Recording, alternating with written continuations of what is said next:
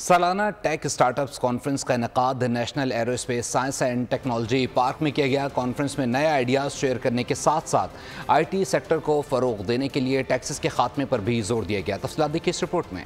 I T sector میں ترقی کا ویژن، سالانہ ٹیک اسٹارٹ اپس کانفرنس کا انعقاد۔ کانفرنس کی ہوسٹ کیٹلسٹ لیبز کی فاؤنڈر اینڈ سی ای او جہاں آرا نے کہا کہ اس کانفرنس کے ذریعے پاکستانی یوتھ کو نئے آئیڈیاز شیئر کرنے کا موقع ملا۔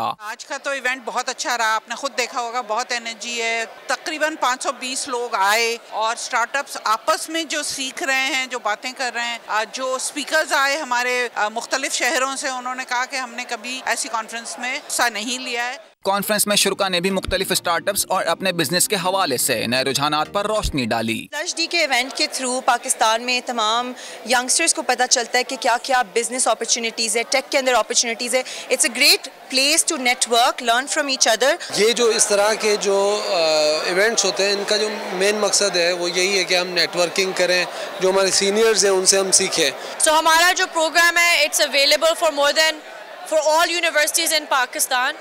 So abhi universities in Pakistan, they have over 3 million students. Conference کی انتظامیہ اور شرکا کا بجٹ میں آئی ٹی اور تنخواہ دار طبقے پر لگائے گئے ٹیکسز کے خاتمے کا مطالبہ کیا ہے۔ سبسکرائب کریں اور بیل دبائیں تاکہ کوئی خبر رہ نہ جائے۔